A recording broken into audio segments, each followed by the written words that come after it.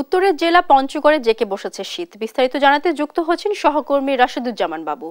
বাবু, জনজীবনে শীতের কি প্রভাব পড়ছে আমাদের জানাবেন। শুভ সকাল আপনাকে। আপনি জানেন যে আসলে পঞ্চগড়ের শীত কিন্তু প্রতি বছরই কিন্তু শীতের যে তীব্রতা সেটি থাকে বেশি। এই মাঘের মাঝামাঝি সময়ে কিন্তু শীতের তীব্রতা যেন আরো জেঁকে বসেছে।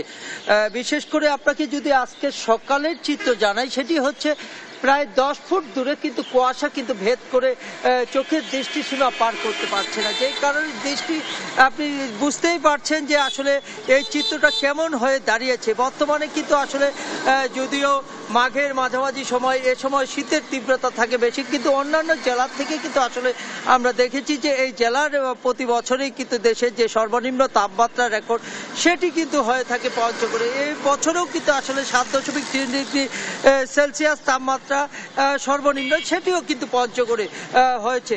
আপনাকে যদি জানাই যে এই শীতের সময় আর কি, বিশেষ করে মাঘের যে সময়টুকু, এই মাঘ মাসেই কিন্তু আসলে কনকনে শীত, হিমেল হাওয়া, হিমালয় খুব কাছাকাছি থাকার কারণে হিমালয়ের যে হিম বাতাস, সেই হিম বাতাস কিন্তু প্রতিদিন এই পঞ্চগড় জেলার উপর দিয়ে বহমান হওয়ার কারণেই কিন্তু আর কি শীতের তীব্রতা পড়ে। বিশেষ করে এই শীতে ঘন কুয়াশায় কিন্তু জনজীবনে অনেকটা স্থবিরতা হয়েছে। আমরা সকাল থেকে দেখছি যে আসলে গাড়িগুলো কিন্তু হেডলাইট জ্বালিয়ে ছুটছে নিজ গন্তব্যে। আবার এর পাশাপাশি যারা চলাচল করছে তারা কিন্তু খুব সাবধানতা অবলম্বন করে কিন্তু রাস্তা পারাপার এবং চলাচল করছে বলে আমরা দেখতে পাচ্ছি।